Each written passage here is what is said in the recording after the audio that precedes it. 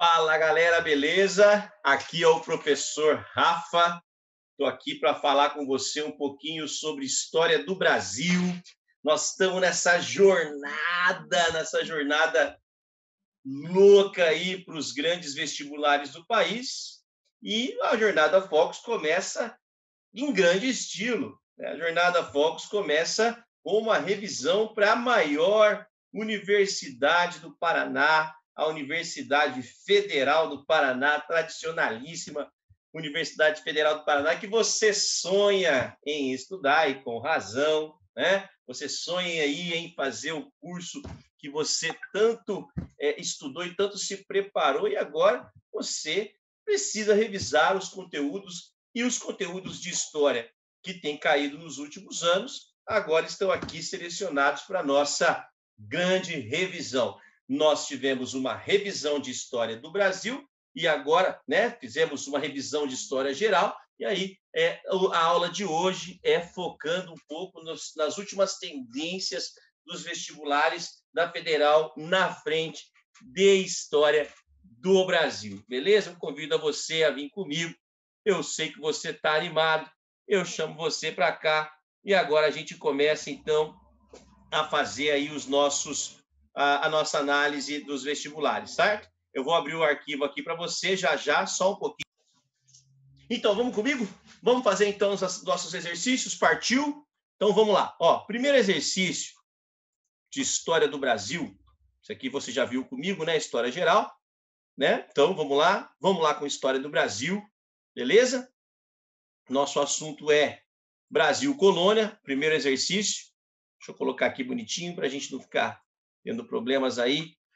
Aí, beleza? Vamos lá, vamos para o primeiro exercício, né? Nós estamos aqui num exercício de Brasil Colônia. Primeira fase da história do Brasil é o Brasil colonial, não é? E nessa fase nós estamos falando de um momento muito importante do Brasil, que é a fase de chegada dos portugueses, isso em 1500 e tal. Então, é um momento muito importante, muito decisivo da nossa história. O Brasil dividido em três fases bastante diferentes, né, bastante distintas. O Brasil colonial, que é o período de mais tempo, que está ligado à chegada dos portugueses até o momento em que nós deixamos de ser colônias portuguesas, em 1500 a 1822.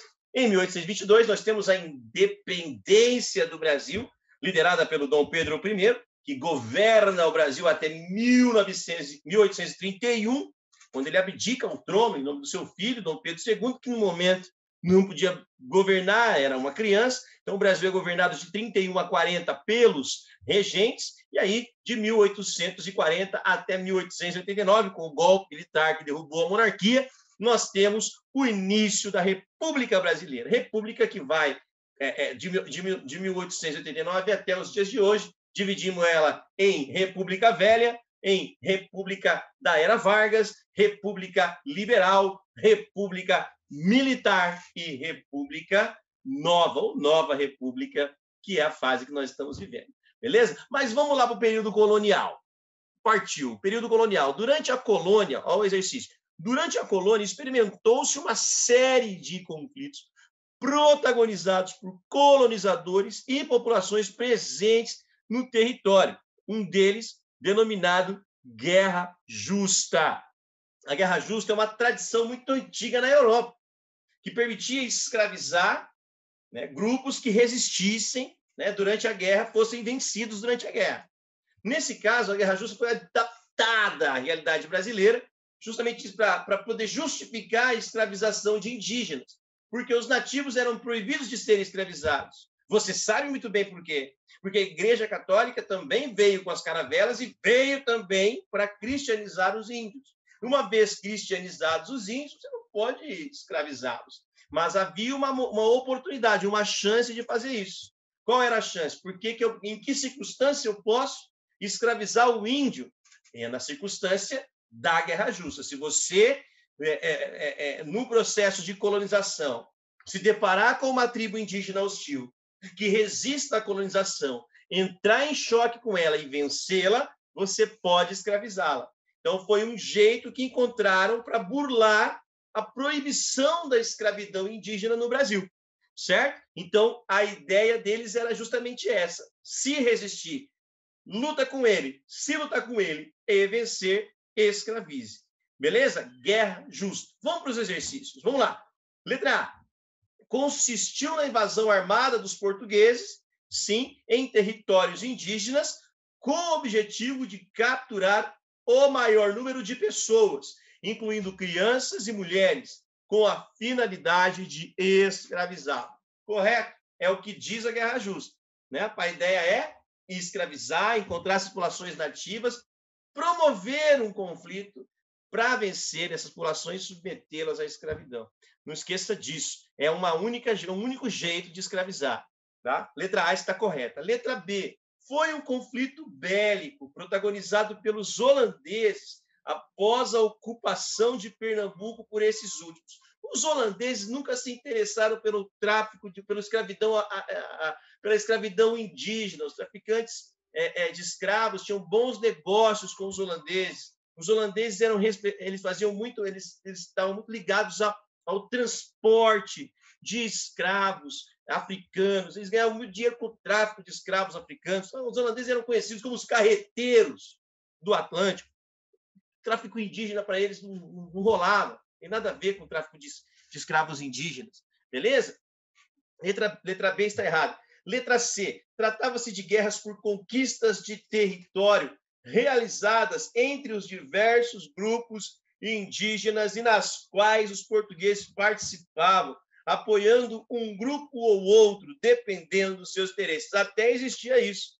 Os colonizadores promoviam alianças com tribos em detrimento de outras tribos para poder enfraquecê-los e poder dominá-los. Muitas vezes estimulavam o conflito entre tribos rivais para que elas entrassem em guerra, ficassem mais fracas e facilitassem a dominação. Mas essa não é a estratégia conhecida como guerra justa, que é aquela que eu falei para vocês, que visa obter mão de obra escrava indígena logo no começo ali, né, da dominação portuguesa, justamente porque não podia se escravizar o índio, porque ele era um cristão, só tinha uma condição, porque podia ou permitia escravizá-lo, que era a chamada guerra justa. Beleza, gente? Letra D. Consistiu na invasão armada dos grupos indígenas aos assentamentos portugueses com a finalidade de capturar invasores e serem comidos ritualmente. Olha, que a prática do canibalismo era verdadeira e praticada por algumas tribos, nações indígenas brasileiras, isso é verdade. Só que não existe invasão de tribos indígenas em territórios nos quais eles eram donos. Primeiro, que já não tem isso. E segundo, que a diferença entre portugueses e indígenas no sentido de poder militar e bélico era muito grande. Isso, os índios não conseguiam dominar os portugueses por conta das diferenças bélicas entre eles, né? Os portugueses tinham armados de arcabuzes, de armas de fogo, enquanto os índios eram armados com arcos e flechas. Então, não dá para entender, não dá para considerar essa como correta. E a letra E foram guerras de retaliação que portugueses realizavam em territórios ocupados pelos holandeses após serem atacados por eles. A guerra justa não tem nada a ver entre guerras de europeus, tá? Guerra justa está ligado ao choque do colonizador com as tribos nativas. Beleza, gente? Vamos lá? Vamos para o próximo exercício? O próximo exercício mostra uma aglomeração. Epa, não pode. Pode sim, naquela época podia. Em 1917. Não podia em 1918 nem 19, porque em 1918 e 19 tinha a gripe espanhola, né? Mas antes disso, em 17, podia aglomerar sim. Tanto que o povo aglomerou, né? O povo aglomerou e para quê? Aglomerou porque estava feio o negócio. O trabalhador brasileiro estava passando por dificuldades desde que o Brasil começou a se industrializar, que as condições de trabalho da classe trabalhadora brasileira era muito ruim. Né? Quando que começa, Rafa? O Brasil, quando, Rafa? Levanta a mão. Levanta isso. Rafa, quando começa a industrialização no Brasil? Olha, pergunta difícil, viu? Até professores de história divergem com os professores de geografia, né? Mas eu, professor de história, acredito que a industrialização no Brasil tenha sido iniciada ainda no século XIX. Lembra quando... Eu já chego em 1917, tá? Você sabe que eu sou complexo, né? Então, vamos lá em 1919. partiu, século XIX, século em que o Brasil viu o auge, né, da cafeicultura. O Brasil foi um dos maiores produtores de café do mundo e é um momento também de grande crise da mão de obra escrava no Brasil, sobretudo a partir de 1850. Em 1850, nós tivemos o fechamento do tráfico de escravos com a Lei Eusébio de Queiroz. Com diminuição do número de escravos brasileiros, nós tivemos um problema de mão de obra, porque não havia, né, nas fazendas, principalmente do oeste de São Paulo, mão de obra para substituir a mão de obra escrava. Ah, Rafa, mas por que não dava um salário para o escravo? Porque culturalmente isso é impossível. Senhores de escravos olharem para os escravos hoje, falarem: hoje você é escravo, amanhã você é um homem livre. Hoje eu olho você como mercadoria, amanhã eu te vejo como um ser humano. Impossível. Então, e muitos escravos também iam embora à procura de seus parentes, né? Que haviam sido espalhados pelo Brasil, porque muitas vezes eles eram espalhados justamente para facilitar a dominação. Ou seja, não dá para aproveitar escravo, não deu para aproveitar escravo nas lavouras por questões econômicas e por questões culturais. Tudo bem? Bom, se não tinha como abastecer as lavouras de escravos africanos, trouxemos então a mão de obra importada da Europa. Nós incentivamos a imigração, então vieram muitos imigrantes para o Brasil, sobretudo a partir da segunda metade do século XIX. Esses imigrantes tiveram uma boa experiência no campo, né? Por quê? Porque eram muito explorados no campo e não gostavam dessa exploração porque tinham uma certa consciência já da sua condição, né, de liberdade, estavam acostumados com isso, a Europa não tinha escravidão. Então, os caras chegavam aqui e com uma promessa de que trabalhariam no campo e ganhariam para isso, e essa promessa muitas vezes não era concretizada, quando recebiam muito pouco. Então, o fracasso da experiência dos imigrantes europeus que vieram para o Brasil no café acabou resultando num êxodo rural. Então, do campo, o imigrante que tentou trabalhar no campo, ele vai para a cidade. Na cidade, esse grande contingente de pessoas encontra ali, né, um ambiente muito ruim, porque as cidades não tinham muitas vagas de trabalho, os imigrantes eram muitos que chegavam. Então, quando você tem maior oferta de mão de obra e pouca oferta de emprego, a tendência é que o valor dessa mão de obra seja menor. Então, as condições de trabalho eram péssimas, os salários eram desprezíveis no Brasil, sem contar que o preço dos aluguéis era muito alto, os preços eram muito caros, a inflação era muito alta. Então, as condições de trabalho dos trabalhadores brasileiros no início do século XX era péssima, tão parecida quanto as condições de trabalho dos trabalhadores ingleses do final do século XIX. Então, eu estou falando para você que o Brasil está mais de 100 anos atrasado. E outra, não tem uma legislação no Brasil que proteja a classe trabalhadora. Ainda não. E aí, gente, nós temos um ciclo industrial interessante no início do século XX. Você sabe que eu falei para você, né? É importante levar em consideração o seguinte, ó, nós tivemos um surto industrialista no século XIX. Os traficantes de escravos, presta atenção, voltei no século XIX. Ó, os traficantes de escravos começaram a perceber que, com o fechamento do tráfico, a atividade que eles desempenham estava com seus dias contados. Muitos traficantes de escravos, então, deixarão essa profissão e vão dedicar a investir o seu capital em outras atividades. E olha só a ironia do destino. Eles vão investir em atividades industriais. É isso mesmo que você está falando, Rafa? Antigos traficantes de escravos agora vão canalizar os seus recursos em atividades industriais que são tradicionalmente caracterizadas pela mão de obra assalariada. Ah, então estou entendendo. Então estou entendendo, Rafa. Por isso que o cara na fábrica do Brasil vai trabalhar mal, porque muitos dos seus patrões são senhores de escravos, são traficantes de escravos. Exatamente. Acertou. Você falou e acertou. Então, o Brasil experimenta uma experiência industrialista no século XIX. Temos grandes empreendedores no Brasil. Por exemplo, o Barão de Mauá, um banqueiro, falava que o Brasil tem que se industrializar. Ele era amigo, inclusive, né? Tinha problemas ali de relacionamento com o Dom Pedro II, mas os dois se admiravam, havia uma admiração mútua. Falava assim, o Brasil tem que se industrializar. E ele era banqueiro, ele era muito rico, sabe? E ele incentivou no Brasil, por exemplo, no século XIX, companhia de gás, cabo telegráfico submarino, ele incentivou a navegação amazônica, certo? Ele cria estradas de ferro para escoamento de produção e tal. Então, olha só que interessante, o Barão de Mauá, no século XIX, deu ao Brasil um certo impulso industrialista. Aí, no século XX, já com muitos trabalhadores nas fábricas ganhando mal, aquela realidade que eu acabei de falar, vem a Primeira Guerra Mundial na Europa, e a indústria europeia para. E aí aparece mais uma segunda oportunidade para a indústria brasileira se desenvolver. Já agora, um Brasil mais urbanizado, né, com grande contingente de trabalhadores disponíveis para trabalhar nas fábricas. E aí o Brasil experimenta seu surto industrialista na época do presidente Venceslau Braz, certo? E aí, gente, não tem jeito, né? A situação é ruim, o Brasil, o trabalhador brasileiro é muito vulnerável à exploração de seus patrões por uma razão muito simples, não há lei que proteja o trabalhador.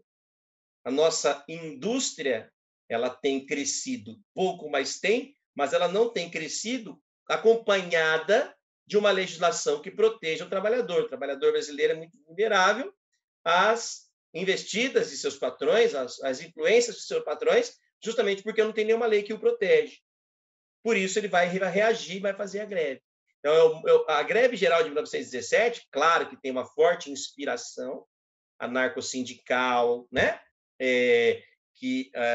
Trazida da Europa pelos imigrantes, tem uma forte influência do socialismo europeu, né? Então, esses caras eles vão começar a se articular e a greve geral é uma prova disso. Certo? E outra, essa greve geral não tem só teoria que estimula essa greve, ela também tem exemplos, né, como o próprio exemplo da Revolução Russa, do comunismo implantado na Rússia, que supostamente, né, tinha sido uma revolução do proletário contra uma forma de governo opressora que acabou resultando, né, na ascensão do Partido Comunista na Rússia e, consequentemente, na formação da União Soviética nos anos 20. O que aconteceu depois disso, você sabe, são governos totalitários, letais, repressivos, autoritários, mas, naquele momento, o certo triunfo da classe trabalhadora sobre um governo opressor pode ser, né, pode ter sido bastante importante para influenciar outros movimentos mundo afora, como no caso do Brasil, como no caso da greve geral de 1917, essa greve aí que está sendo retratada em Curitiba, mas que também foi vista no Rio de Janeiro, em São Paulo e outros centros brasileiros. É uma aglomeração de trabalhadores reivindicando melhores condições de trabalho. Beleza? Vamos fazer o exercício comigo? Depois do comentário, você viu o que nós fizemos. Nós falamos de um surto industrialista no Brasil no século XIX. Nós falamos de industrialização no Brasil no século XX. E agora vamos falar do movimento operário. Né? Sobre a imagem acima, considere a imagem acima. Sobre a questão operária e a greve geral de 17, mostrada na imagem, assinale a alternativa correta. Bom, o operariado brasileiro era composto majoritariamente por homens maiores de 21 anos, uma vez que o trabalho infantil e o feminino haviam sido abolidos após os conflitos da revolta da vacina. A revolta da vacina foi uma revolta contra o caráter obrigatório da vacinação no Brasil, contra a varíola. A população não foi conscientizada sobre a importância da vacinação e acreditou que a vacina era, na verdade, uma grande ameaça, uma grande estratégia para eliminar a população, até porque a população tinha muito receio do governo desde os tempos da reforma urbana no Rio de Janeiro. Reforma urbana no Rio de Janeiro, que aconteceu justamente no governo do presidente Rodrigues Alves, que fez o Rio de Janeiro passar por um processo de modernização que desabrigou muitos pobres da cidade. Muitos pobres tiveram que ir para o morro, e lá no morro, essa população pobre foi surpreendida com o governo querendo vaciná-los para preveni-los de doenças como a varíola. O povo reagiu e a revolta da vacina é contra o caráter obrigatório da vacinação, não tem nada a ver com o movimento operário. Tá? A revolta da vacina é contra o caráter obrigatório da vacinação no Brasil. Questão sobre revolta da vacina pode cair, certo? E qual foi o resultado da revolta da vacina? Ela deixou de ser obrigatória e passou a ser facultativa, mas não tem nada a ver com o movimento operário. Ô, Rafa, então quando as crianças e as mulheres vão ter direitos trabalhistas no Brasil? Só em 1934, 17 anos depois, com a legislação trabalhista criada pelo Getúlio. Que eu falo com vocês sobre ela lá na frente, tem uma questão sobre o Getúlio. Prometo. Promessa é dívida, hein? Então vamos lá. Ó, as greves, a letra A está errada, né? As greves, letra B, gerais no Brasil tiveram relativa aderência popular, uma vez que o povo brasileiro primava por manter a ordem e evitar o que os governantes chamavam de excessos. Olha, a própria imagem que você tem à disposição é uma prova de que o povo não era tão pacífico assim, não. Né? O povo não estava agindo de maneira pacífica, passiva, diante daqueles excessos que estavam sendo cometidos contra eles nas fábricas. Por isso, a letra B não pode ser considerada correta, certo? A letra C. É a letra C mesmo, né? Isso. Durante a Primeira República, a frase "a questão social é um caso de polícia" tornou-se um mote da ação do governante, do governo. Afinal, ela resumia a preocupação das elites políticas com o descaso com que eram tratados os trabalhadores. Essa frase, né, ela é verdadeira, mas não é dessa fase, desse momento, tá? Essa fase ela é tratada no final da República, da Primeira República, pelos presidentes dos últimos presidentes da revolta da República Oligárquica, não está contextualizada com 1917, já é uma frase dita num contexto de organização muito maior do movimento operário brasileiro, que é no final, já a partir do final dos anos 20, anos 30 e assim por diante. Então, essa frase ela não está no contexto correto, mas ela realmente é verdadeira. Tá? A população era vista como a população pobre, trabalhadora, né? O operário era visto como uma ameaça se ele se organizasse. E, uma vez organizado, você colocaria certamente o status quo em risco. Tá? Beleza, gente? Então, a frase foi dita no contexto posterior à Revolução de 1917. Beleza? Letra D. A letra C está errada. A letra D. Existem diversos debates na história que discutem as tendências políticas dos participantes, e principalmente das lideranças da greve geral de 1917, mas é comum defini-la como uma greve de tendência anarcossindicais. Verdade, porque o movimento anarquista ele foi trazido da Itália, né? Ele veio com os imigrantes italianos, sobretudo, e esse movimento anarquista defende o trabalhador. Você sabe que o movimento anarquista defende o trabalhador, né? Num sistema onde o trabalhador teria aí uma autonomia maior na tomada de decisões, uma espécie de autogestão popular sem a presença do Estado, e o caminho para que essas conquistas fossem alcançadas seria por meio do sindicato. Daí o nome do movimento anarcossindicalista, que é o movimento que conduz, que organiza essa greve geral no Brasil em 1917. Mas não podemos esquecer que essa greve é inspirada em fatos históricos e exemplos em outros lugares do mundo onde a classe trabalhadora insurge contra as condições que ela considera erradas. Então, a letra D está correta. Tá? A letra E.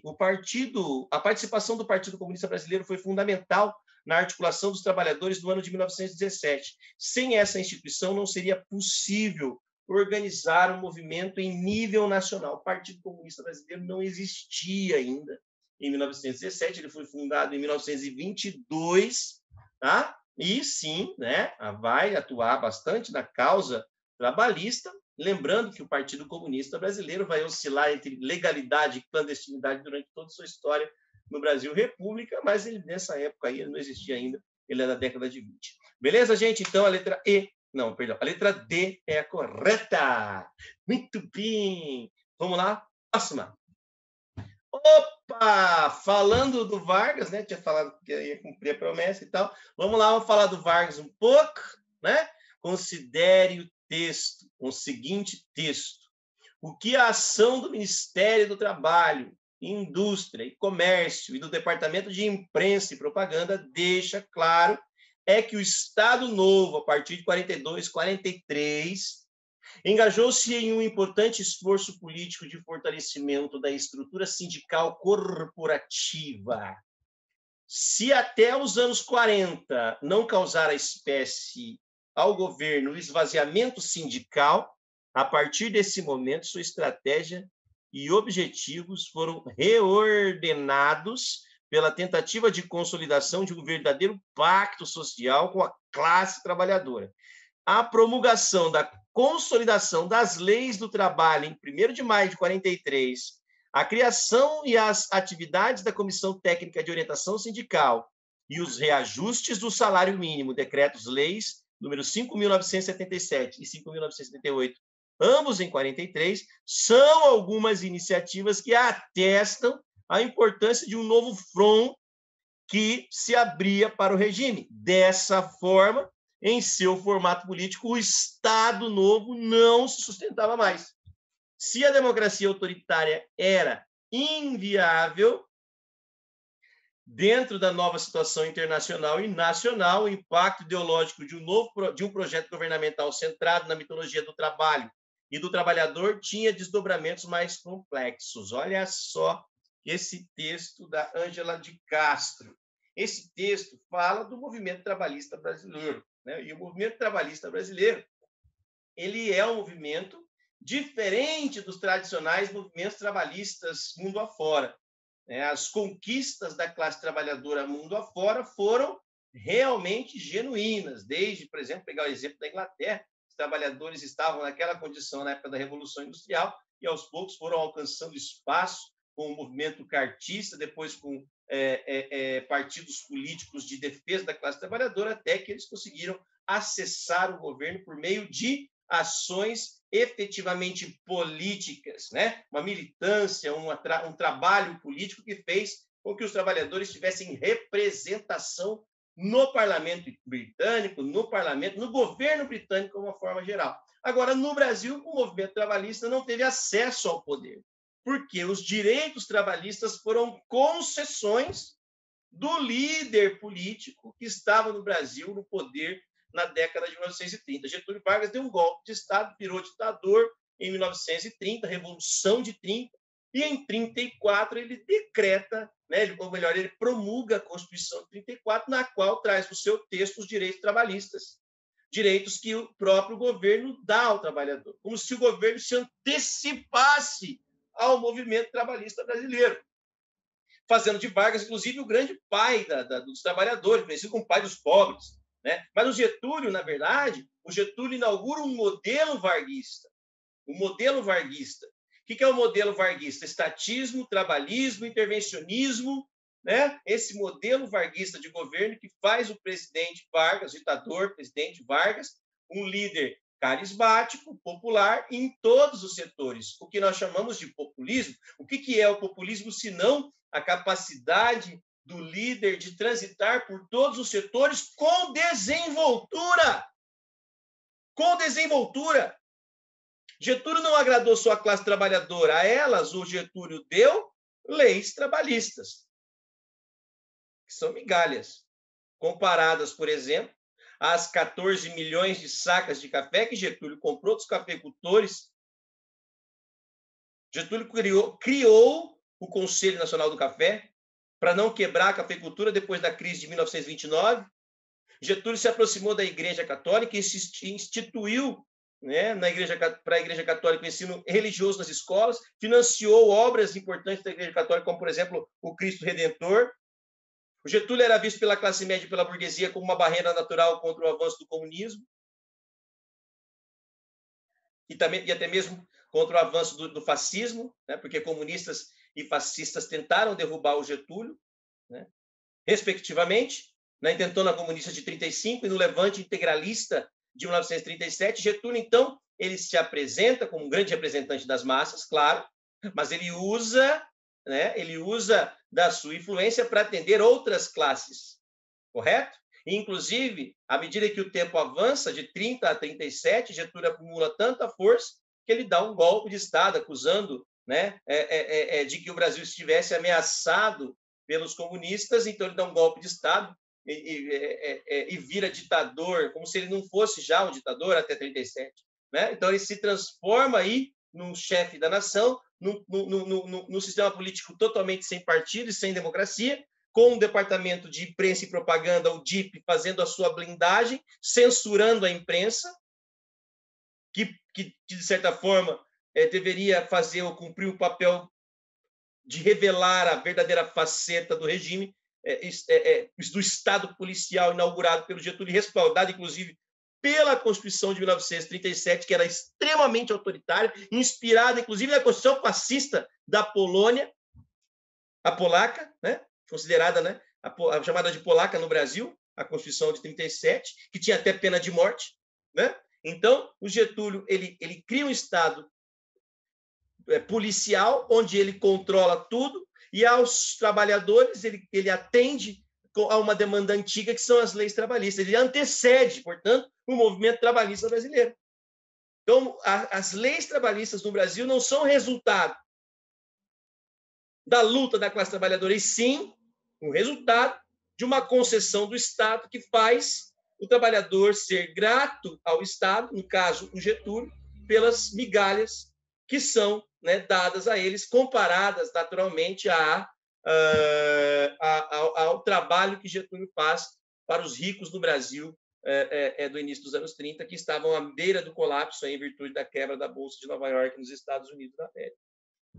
Beleza, gente? Então, vamos lá. Ó, beleza. Então, beleza, gente.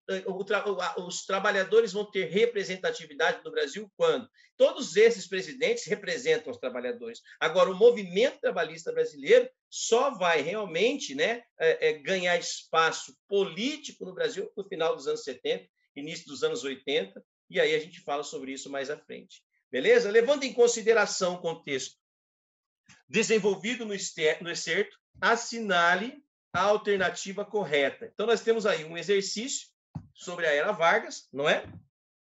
Esse exercício fala sobre o movimento trabalhista, levando em consideração o contexto desenvolvido no excerto, assinar a alternativa correta. Nesse momento, o Estado Novo demonstrou interesse em construir sistemas sindicais menos autônomos, com a intenção de proteger a recém-criada consolidação das leis do trabalho e evitar reformas produzidas por grupos representantes das elites rurais e urbanas. É o Estado Novo cumprindo o papel de representar os interesses da classe trabalhadora por meio das leis trabalhistas e, ao mesmo tempo, evitar o acesso ao poder de grupos da elite urbana e rural que pudesse ameaçar as conquistas trabalhadoras, justamente porque são as massas que sustentam Getúlio no poder.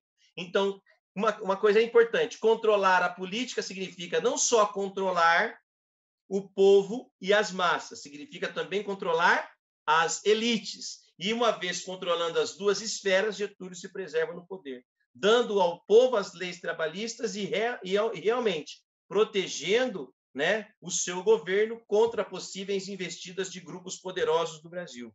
Perfeita a letra A. Complicado esse exercício, uma análise bastante complexa do contexto histórico em que o Estado Novo se processa. Lembra que o Estado Novo é de 1937 a 45, tá? No qual Getúlio está centralizando ainda mais o poder depois de 1937. O Brasil vai até 45 sob o governo de Vargas. Beleza, gente? Bom, letra B. Os problemas da conjuntura internacional do período descrito pela autora são relativos ao não reconhecimento oficial do governo fascista de Franco pelo Estado brasileiro, assim como a certa antipatia pelo modelo da Alemanha nazista, o que permitiu proteger a nacionalização de grandes indústrias de base no Brasil. Olha, na verdade, Getúlio colabora com a Alemanha nazista até o momento em que ele decide entrar na guerra ao lado das democracias, ao lado dos Estados Unidos e da Inglaterra. Beleza? Uma prova disso foi a própria queda, a própria intentona comunista, a tentativa de tomada de poder por parte dos comunistas, que foi impedida de dar certo pelo governo Getúlio. E aí o Getúlio, inclusive, prende o Luiz Carlos Prestes, depois prende também a esposa do Prestes, a dona Olga Benário, a qual ela entrega para Hitler, e como ela era judia, ela acabou sendo entregue para os nazistas em plena perseguição, em época de perseguição nazista aos judeus. Então, Getúlio não é um cara que colabora com o governo nazista alemão, desculpe, não é um governo que nutre antipatia pelo governo alemão, não, pelo menos no Estado Novo, no começo do Estado Novo. Letra C, a democracia, a letra B está errada. A letra C, a democracia autoritária foi uma expressão cunhada por Gustavo Capanema em 37 e utilizada pelo Estado Novo para definir a construção das políticas públicas que beneficiavam os trabalhadores economicamente, mas que enfraqueciam os poderes políticos dessa classe. Olha, o Gustavo Capanema ficou responsável pela educação na época do Getúlio Vargas, certo? Democracia autoritária, ela não é um termo correto, na verdade, né? O que se tem é um autoritarismo antidemocrático, correto? Por conta da própria perseguição à imprensa, por conta da própria perseguição aos meios de comunicação, beleza? E é claro que não foi exatamente isso que aconteceu. O que nós vimos foi a construção de um regime extremamente autoritário e repressivo, centrado na defesa da classe trabalhadora por meio de concessões trabalhistas e no apoio, né, a determinados grupos para economicamente não quebrar o Brasil. Portanto, a letra C também está incorreta. A letra D, graças à utilização do imaginário do trabalhismo e à promulgação de todos os novos suportes aos trabalhadores, somadas ao ataque promovido de certos grupos sociais, como estrangeiros, anarquistas, comunistas, mendigos, entre outros, o Estado Novo conseguiu fôlego extra e pôde continuar existindo mesmo no pós-guerra. Olha, Getúlio não continua no pós-guerra, Getúlio vai ser deposto em 1945 pelos militares e, imediatamente após a deposição de Getúlio, nós temos a convocação de eleições nas quais o Eurico Gaspar Dutra é eleito presidente. Getúlio não perde seus direitos políticos, ele mantém seus direitos vivos, inclusive ele pode concorrer nessas eleições ao legislativo, e uma prova disso também, no final do governo dele, apesar de ele ter sido deposto, ele assistiu o surgimento aí do movimento queremista, né, que é aquele movimento que defendia a permanência de Getúlio nas decisões assim dentro da Constituição, né, na participação da elaboração de uma nova Constituição e até mesmo, se possível fosse, na participação de Getúlio numa outra eleição. Mas é claro que não deu certo, Getúlio não pôde concorrer à presidência da República, mas não perdeu seus direitos políticos, tanto é que ele volta, como ele mesmo disse, nos braços do povo, no final dos anos 40, início dos anos 50, eleito democraticamente para governar o Brasil até 54, quando ele se mata no dia 24 de agosto de 1954, dia do aniversário da minha avó, ele se mata e aí não tem mais jeito, Getúlio já dá um fim na sua própria vida. Leia a Carta Testamento de Getúlio, que é bastante interessante. Tudo bem? Beleza?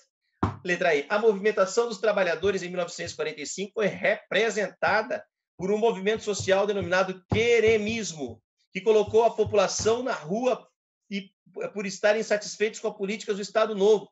Os queremistas, por sua vez, foram altamente repreendidos pelo Departamento de Imprensa e Propaganda. Mesmo assim, obtiveram sucesso, derrubando Vargas e dando origem a um partido político novo, o PDT, mas mentira deslavada. O movimento queremista é um movimento de apoio ao Getúlio. Queremos Getúlio, daí o nome queremismo. Queremos Getúlio na Constituinte. Queremos que Getúlio faça uma nova Constituição que redemocratize o Brasil. Queremos Getúlio protagonizando também.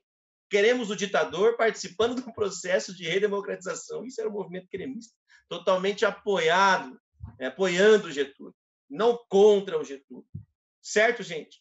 Partidos políticos surgiram, sim, certo? No final do governo Vargas. Ele permite a volta dos partidos políticos. Até o comunismo volta, até o Partido Comunista volta à legalidade, mas depois vai cair na ilegalidade de novo durante a Guerra Fria. Partido Comunista, a União Democrática Nacional, o PTB, o PSD, são partidos que vão surgindo aí no final do governo Vargas, quando Vargas tenta diminuir assim a sua autoridade, permitindo a volta do pluripartidarismo no Brasil. Até anistiar os presos, ele anistia, mas ele não consegue se manter no poder, nem com o movimento queremista. Mas o movimento queremista, que é de apoio ao Getúlio, é um sintoma. Assim, ele fala assim, olha, o movimento queremista não conseguiu me manter participando das decisões ou participando da Constituinte, mas o movimento queremista é uma prova de que se eu quiser voltar, eu volto, porque o povo está comigo, entende? E, de fato, ele volta, não volta? Ele volta como governante eleito democraticamente o Brasil. Certo, gente? Vamos para o próximo exercício?